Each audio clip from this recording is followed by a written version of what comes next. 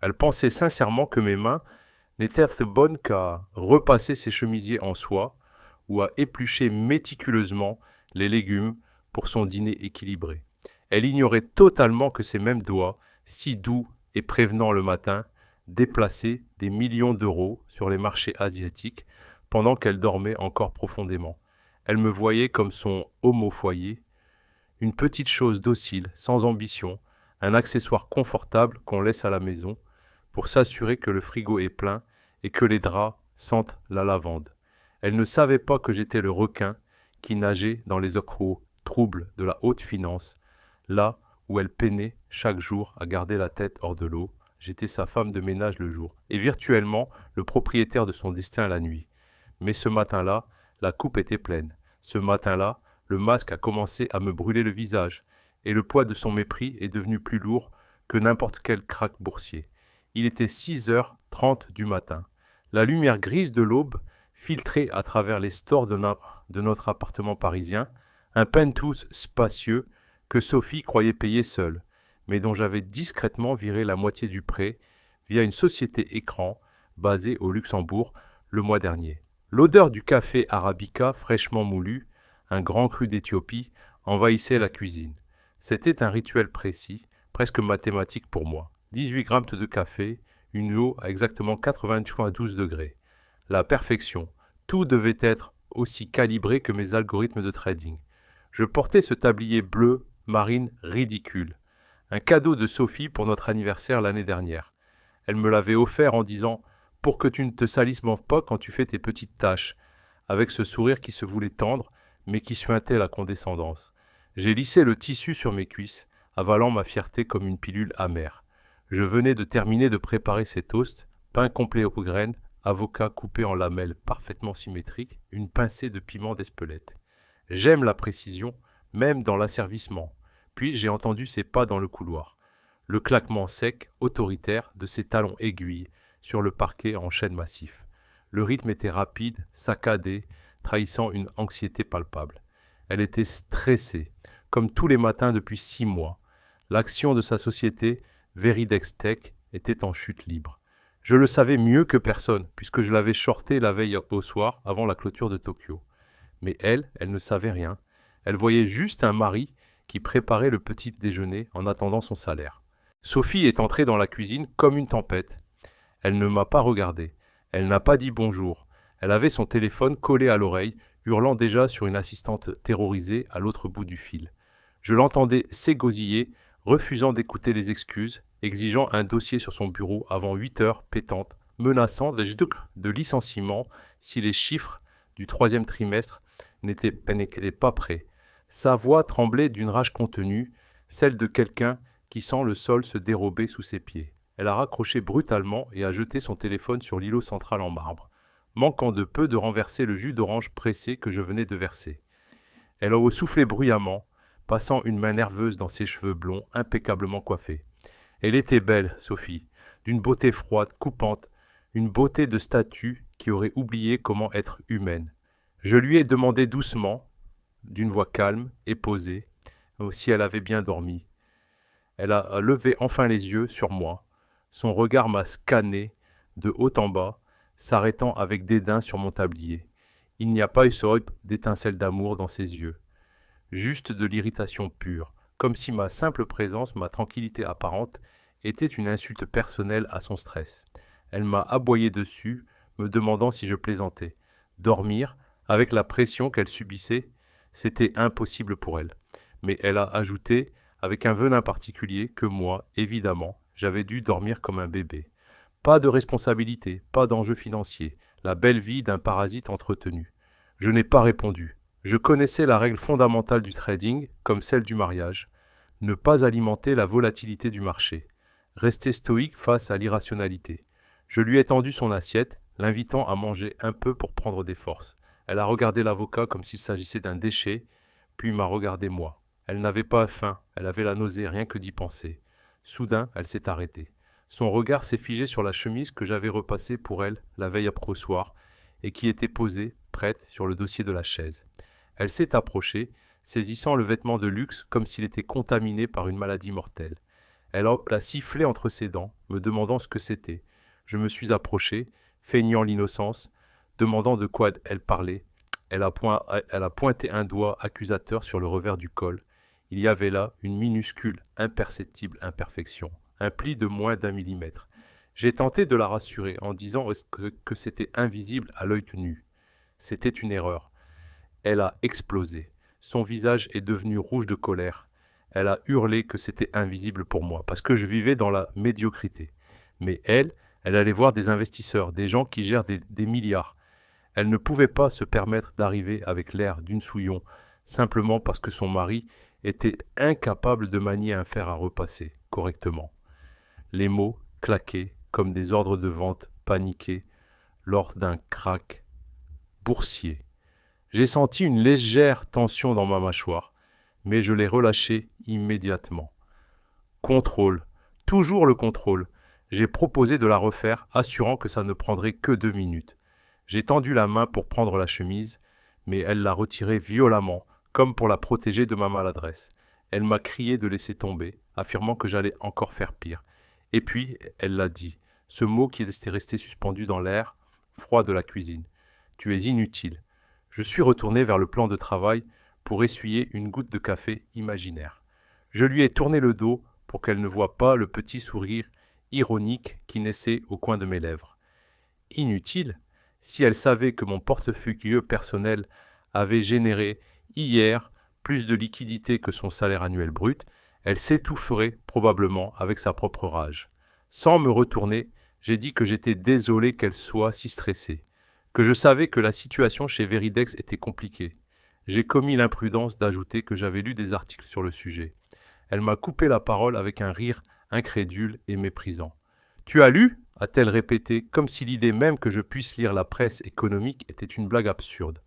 Elle m'a demandé de ne pas me mêler de choses qui me dépassaient. Selon elle, je ne comprenais rien au business. Mon univers se limitait à la liste des courses et au programme télé. Elle m'a conseillé de retourner à mes casseroles et de laisser les adultes gérer le monde réel. C'est là que j'ai décidé de tester les limites. Je me suis retourné, j'ai enlevé mes mains du plan de travail et je l'ai regardé droit dans les yeux. J'ai mentionné le grand gala de ce soir, le gala annuel des investisseurs. J'ai dit, d'une voix calme, « Je pensais t'accompagner ce soir. Ça te ferait du bien d'avoir du soutien. Je pourrais mettre mon smoking et... » Je n'ai pas pu finir ma phrase. Elle a éclaté de rire. Un rire nerveux, méchant, presque hystérique. Elle m'a regardé avec une incrédulité totale. « Toi, m'accompagner au gala des actionnaires ?» Elle a secoué la tête, comme si je venais de suggérer de venir en pyjama. Elle m'a dit brutalement que je lui faisais honte. Elle m'a demandé ce qu'elle dirait aux investisseurs, aux banquiers, aux CIO présents, qu'elle présenterait son mari, l'homme au foyer, le chômeur. Elle a affirmé que c'était impossible, que je ruinerais sa crédibilité rien qu'en ouvrant la bouche. Elle a beau attraper son sac à main de marque, a vérifié son maquillage dans le reflet du four, et a lâché sa dernière sentence. « Non, Marc, tu resteras ici. Je dirais que tu es malade, une grippe ou quelque chose comme ça. C'est mieux pour tout le monde, moins gênant. » Sur ces mots, elle a peut-être parti. La porte d'entrée a claqué avec une violence qui a fait trembler les tasses à café sur la table. Le silence est retombé lourdement dans l'appartement. J'étais seul, debout au milieu de cette cuisine immaculée, avec mon tablier bleu et l'odeur du café qui commençait à virer à l'aigre. Elle pensait m'avoir brisé. Elle pensait m'avoir remis à ma place, celle du domestique subalterne. Elle ignorait que le silence qu'elle laissait derrière elle n'était pas celui de la défaite, mais le calme avant la tempête. Le calme nécessaire à la concentration. J'ai regardé ma montre. 6h45. Les marchés de Londres allaient pas ouvrir dans 1h15. Ma journée, ma vraie journée, ne faisait que commencer. À la seconde précise où la serrure a cliqué, scellant le départ de Sophie, l'atmosphère dans l'appartement a changé instantanément. La lourdeur du silence a disparu, remplacée par une électricité statique que je connaissais bien. Mon dos, courbé par une matinée de servitude feinte, s'est redressé. Mes épaules ont craqué, libérant la tension accumulée. Le masque de l'époux docile et un peu niais est tombé, laissant place à mon vrai visage, celui d'un prédateur. J'ai dénoué le tablier bleu marine avec une lenteur calculée. Je l'ai regardé une dernière fois, ce symbole de ma soumission domestique, avant de le laisser tomber négligemment sur le sol de la cuisine. Je ne l'ai pas plié, je ne l'ai pas rangé. Il gisait là, comme une mue abandonnée par un serpent. J'ai marché vers le couloir, mais pas en direction de la chambre, pour faire le ménage comme Sophie l'imaginait. Je me suis dirigé vers le fond de l'appartement, vers cette porte en chêne massif toujours verrouillée. Sophie appelait cette pièce la salle de jeu. Elle pensait que j'y passais mes journées à jouer à la console, à tuer des dragons virtuels ou à faire des courses de voitures. Elle méprisait cet endroit, le considérant comme le temple de ma paresse. Si elle savait, j'ai posé mon pouce sur le lecteur biométrique discret incrusté dans la poignée. Un bip léger, presque inaudible, a retenti. Le déclic mécanique des verrous en acier trempé s'est fait entendre. J'ai poussé la porte et je suis entré dans mon véritable monde, le sanctuaire. L'air ici était différent, plus frais, conditionné à une température constante de 19 degrés pour protéger les serveurs. Il n'y avait pas de poster de jeux vidéo, pas de console poussiéreuse. Au centre de la pièce trônait un bureau en verre noir, immense, en forme de fer à cheval. Et dessus, mon orchestre, 6 moniteurs, 4K incurvés, montés sur des bras articulés, formant un mur d'informations lumineuses. J'ai effleuré la barre d'espace du clavier mécanique. Les écrans se sont réveillés en cascade. Pas de jeu, juste des graphiques, des chandeliers japonais rouges et verts dansant frénétiquement. Les flux de données de Bloomberg, Reuters et CNBC défilaient à une vitesse que seul un œil exercé pouvait suivre. Le pétrole brut, l'or, le forex, les futurs du S&P 500. C'était le pouls du monde, et je tenais le stéthoscope. Je me suis assis dans mon fauteuil ergonomique, un Herman Miller, qui coûtait plus cher que la collection de sacs à main de Sophie. J'ai ouvert mon portefeuille principal. Le solde s'est affiché en vert émeraude. 8 chiffres. J'ai souri.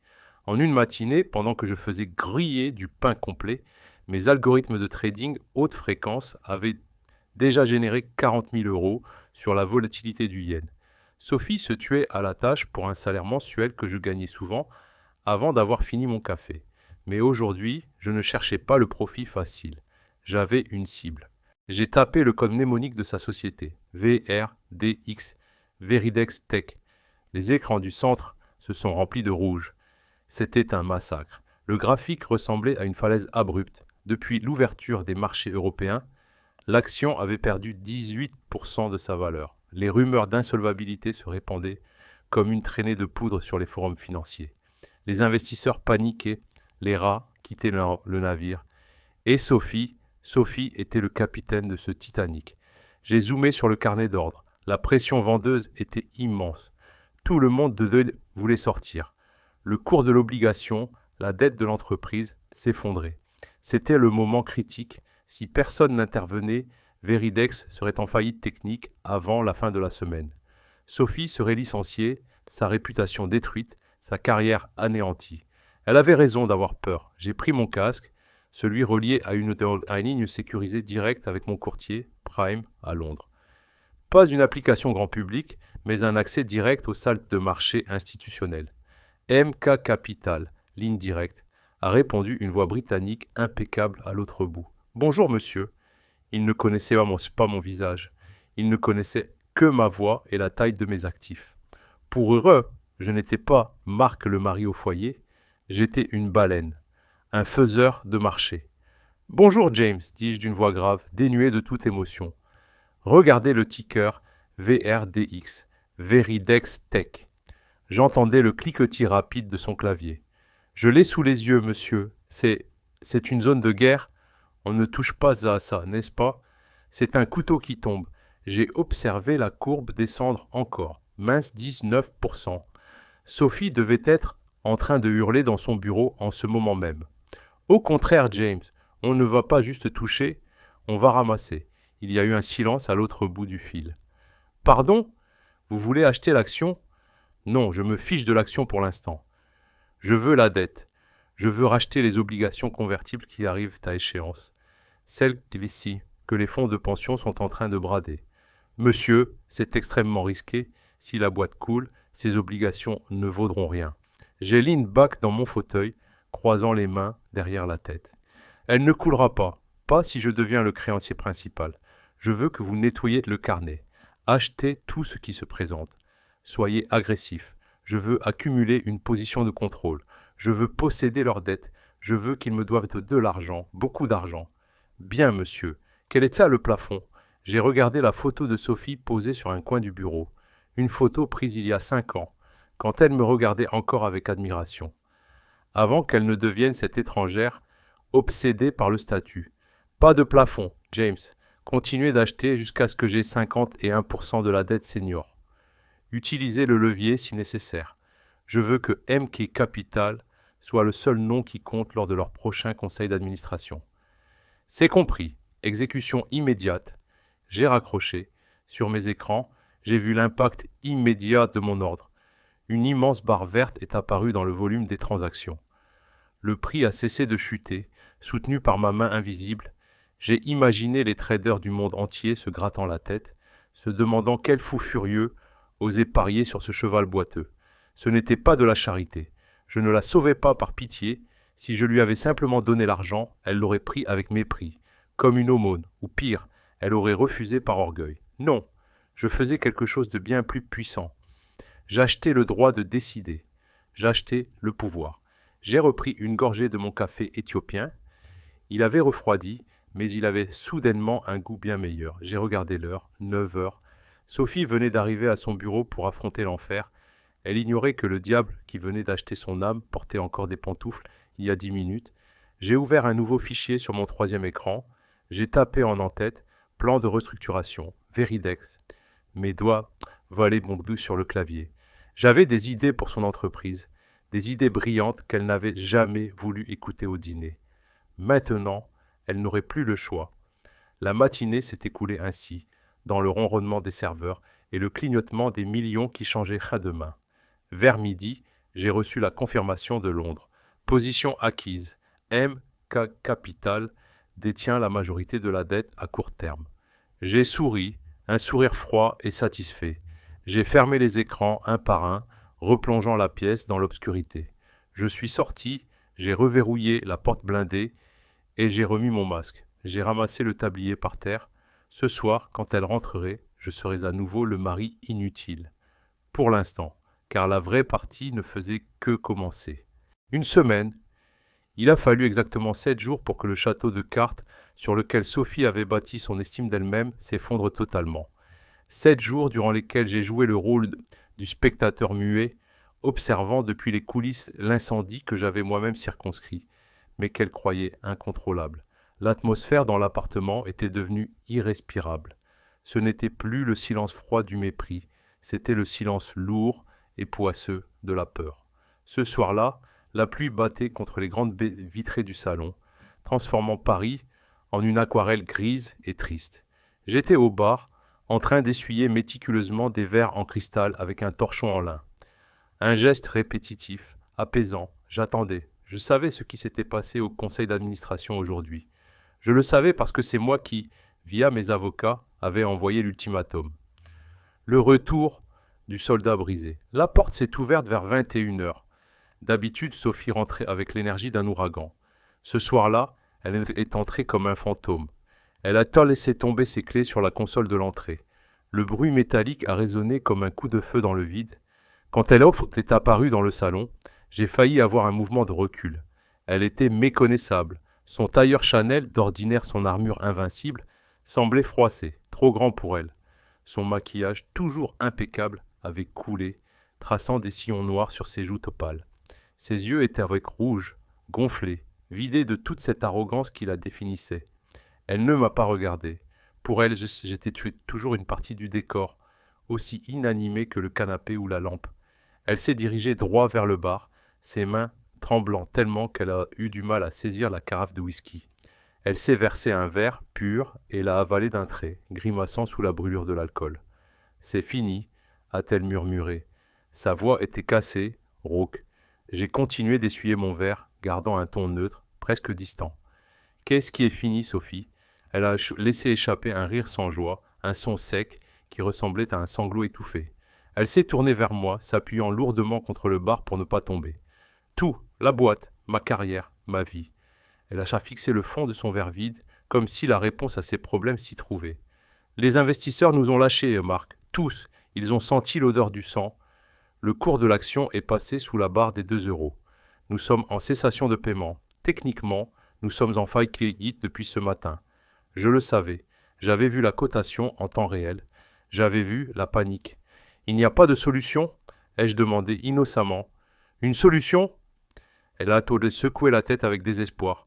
Il nous faudrait un miracle, un chevalier blanc, quelqu'un d'assez fou pour injecter 15 millions d'euros de liquidités avant demain midi pour assurer les banques. Sinon, le conseil me vire pour faute grave de gestion. Je serai marqué au fer rouge. Plus personne ne m'embauchera jamais à ce niveau. Je vais tout perdre, Marc. Cet appartement, la voiture, tout. Elle a commencé à pleurer, de gros sanglots laids et incontrôlables. Elle ne pleurait pas pour nous. Elle pleurait pour son image. Elle pleurait parce qu'elle allait devoir descendre de son piédestal. La main tendue. C'était le moment de vérité. J'ai posé le verre et le torchon. J'ai contourné le bar pour me rapprocher d'elle. Malgré tout ce qu'elle m'avait fait subir, malgré les humiliations quotidiennes, une part de moi ressentait encore une étrange pitié. Ou peut-être était-ce juste le calme du chirurgien avant l'opération. « Sophie, ai-je dit doucement, regarde-moi. » Elle a levé ses yeux embués vers moi, reniflant comme une enfant. « Quoi, qu'est-ce que tu veux ? Peut-être que ce n'est pas désespéré.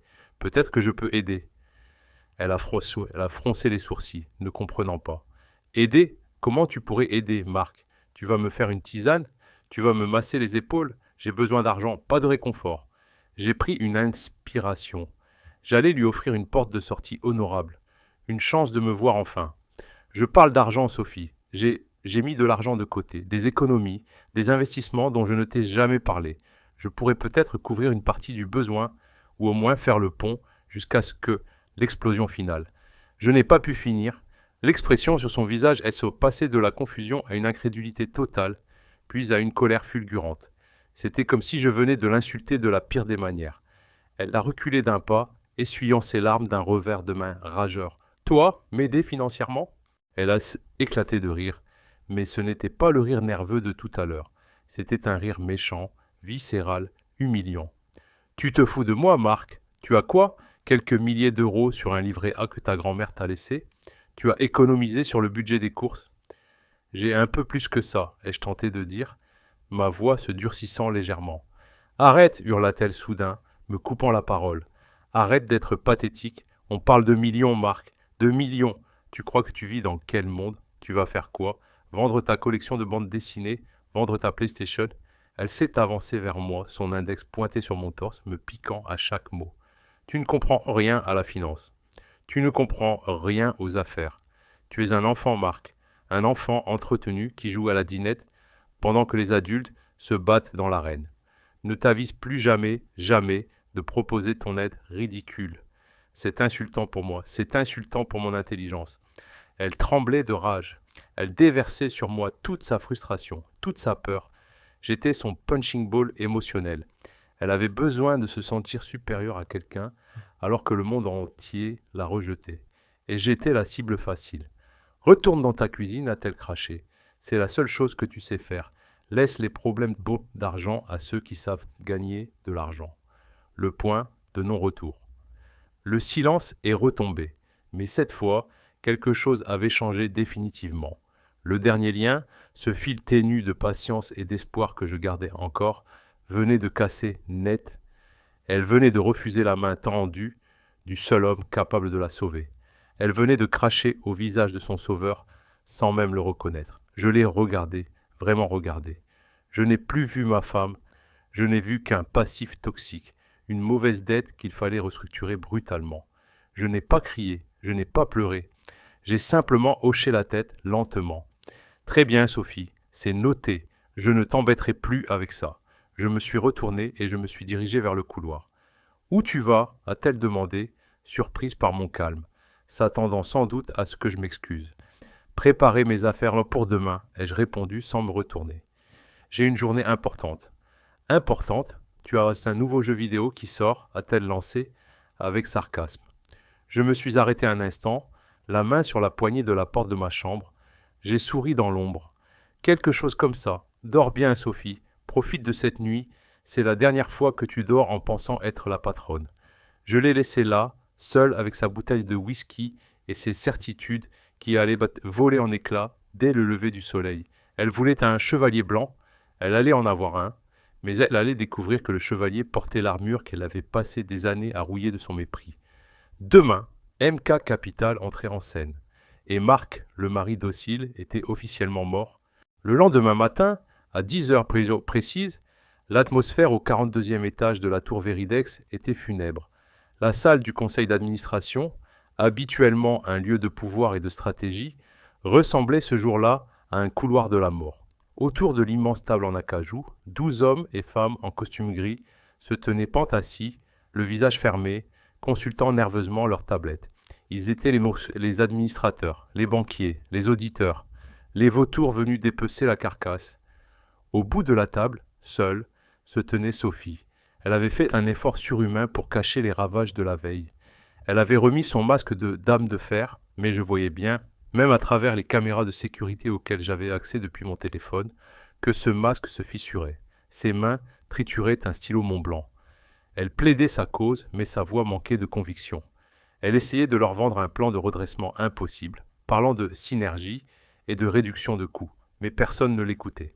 Le président du conseil, un homme nommé Bertrand, l'a interrompu d'un geste sec de la main. Il lui a dit, sans aucune empathie, que le temps des discours était révolu. Il a annoncé que si le mystérieux fonds MK Capital ne se manifestait pas dans les 10 minutes pour confirmer le rachat de la dette, il voterait dans sa destitution immédiate et la liquidation judiciaire. Sophie s'est tue. Elle a baissé la tête. C'était fini. Elle attendait le coup de grâce. L'entrée.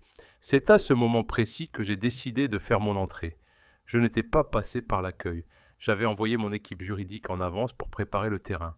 J'étais dans le couloir, juste derrière la double porte en verre dépoli. J'ai pris une profonde inspiration. J'ai ajusté mes boutons de manchette en platine. J'ai poussé les portes. Elles se sont ouvertes dans un silence de cathédrale. Tous les regards se sont tournés vers moi. Ce n'était pas Marc, le mari qui sentait le liquide vaisselle et l'assouplissant. C'était Marc, l'investisseur.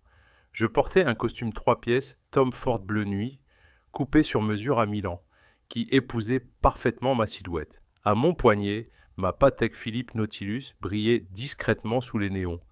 Une montre qui valait plus que la voiture de fonction du président Bertrand. Je portais des chaussures en cuir italien qui claquaient bas sur le sol avec une autorité militaire. J'ai avancé dans la pièce avec une lenteur calculée. Je ne regardais personne. Je fixais le vide au-dessus de la table, une expression impénétrable sur le visage. Le choc, la réaction de Sophie a été immédiate et viscérale. Quand elle m'a vu, ses yeux se sont écarquillés comme des soucoupes. Elle a pâli, son sang se retirant de son visage en une seconde. Elle s'est levée d'un bond, renversant presque sa chaise. Elle a cru que j'avais perdu la tête. Elle a cru que, désespéré par notre dispute de la veille, j'étais venu faire un scandale, pleurer ou la supplier devant ses collègues. La honte l'a envahie instantanément. Elle s'est précipitée vers moi, essayant de me barrer la route avant que j'atteigne le centre de la pièce.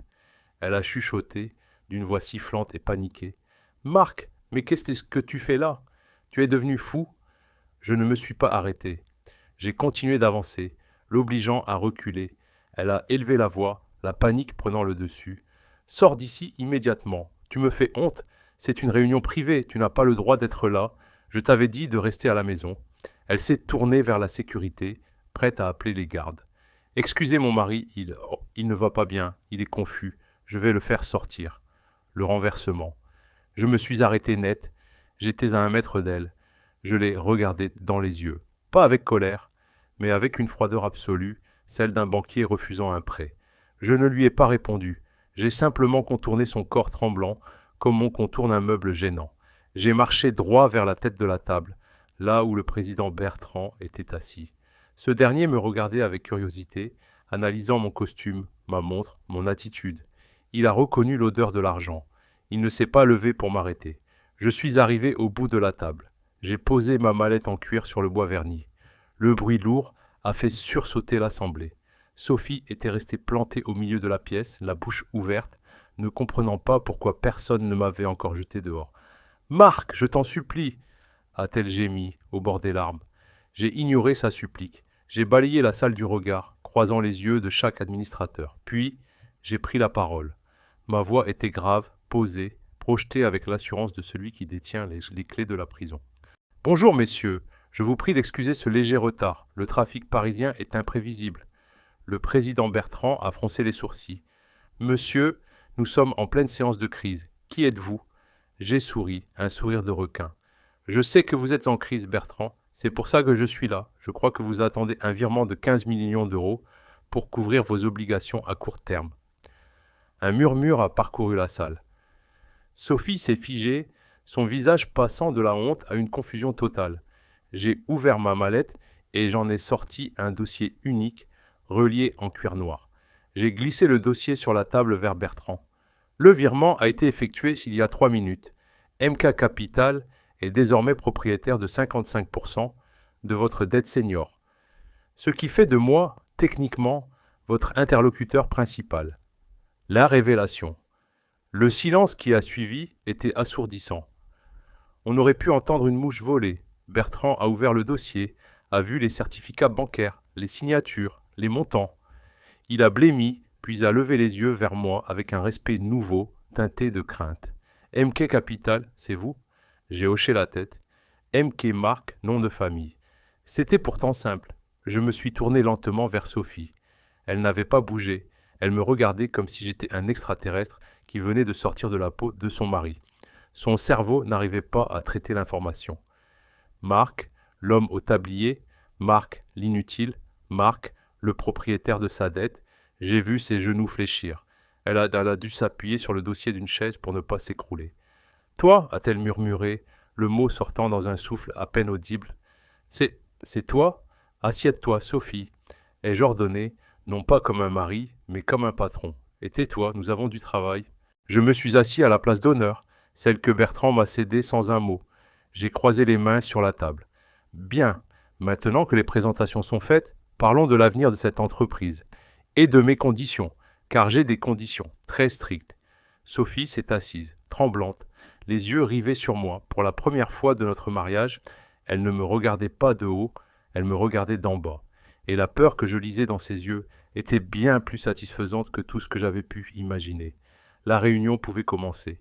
La réunion a duré 2 heures, 2 heures durant lesquelles la salle du conseil, autrefois le théâtre des humiliations de Sophie, est devenue ma salle d'opération. J'ai dirigé les débats avec une précision chirurgicale. J'ai décortiqué les bilans, pointé les erreurs stratégiques de ces 5 dernières années et proposé un plan de redressement agressif.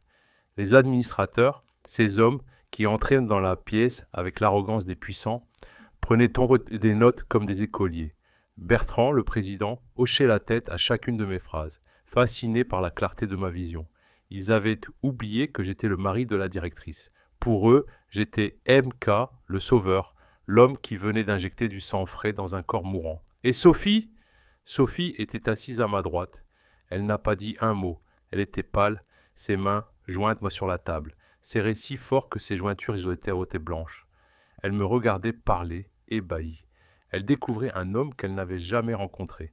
Elle découvrait que l'homme qui pliait ses chaussettes était en réalité un stratège capable de mettre à genoux un conseil d'administration entier. Quand j'ai abordé la question de la gouvernance, un silence de mort s'est installé. Tout le monde s'attendait à ce que je la vire. C'était la logique des affaires. Quand une direction échoue, on la remplace. Bertrand a même osé poser la question, jetant un regard gêné vers Sophie. Et concernant la direction générale actuelle, souhaitez-vous nommer une nouvelle équipe ? J'ai laissé planer un silence. J'ai vu Sophie fermer les yeux, prête à entendre la sentence, prête à être humiliée publiquement, comme elle l'avait fait avec moi tant de fois. J'ai tourné la tête vers elle. « Non », ai-je répondu calmement. « Sophie reste à son poste. » Elle a rouvert les yeux, stupéfaite. Un murmure d'étonnement a parcouru la salle. J'ai poursuivi en fixant Bertrand. « Elle connaît la boîte mieux que personne. Son échec n'était pas dû à un manque de compétences, mais à un manque de vision financière. Une vision que je vais désormais lui fournir. Elle reste CEO, mais à une condition. Elle me rendra compte directement, chaque semaine. Chaque décision stratégique passera par mon bureau. » J'ai vu une larme, une seule, couler sur la joue de Sophie. Ce n'était pas de la tristesse, c'était un mélange complexe de soulagement immense et d'une soumission totale. Je venais de sauver sa carrière, mais je venais aussi de lui passer une laisse en or. Le face-à-face, Quand la séance a été levée, la salle s'est vidée rapidement. Les administrateurs sont venus me serrer la main avec déférence, m'appelant « Monsieur K », ignorant presque Sophie. Puis la lourde porte s'est refermée. Nous étions seuls. Le silence est revenu, mais il n'avait plus rien à voir avec celui de notre appartement. L'air était chargé d'électricité. Sophie s'est levée lentement. Elle semblait plus petite, plus fragile, toute son armure de femme d'affaires impitoyable gisait en morceaux sur le sol. Elle osait ouvert la bouche pour parler, mais aucun son n'était sorti. Elle a dû s'y reprendre à 2 fois. « Marc, je ne sais pas quoi dire. » Je me suis levé à mon tour, rangeant mes dossiers dans ma mallette en cuir. « Il n'y a rien à dire, Sophie. Les chiffres parlent d'eux-mêmes. » Elle a contourné la table pour s'approcher de moi. Elle a tendu la main, comme pour me toucher, pour vérifier que j'étais réel. Mais elle s'est ravisée au dernier moment, intimidée. « Tu as caché tout ça, tout ce temps ? Tu es riche ?» J'ai souri, mais sans chaleur. « J'ai réussi, Sophie. C'est différent. Et je ne l'ai pas caché.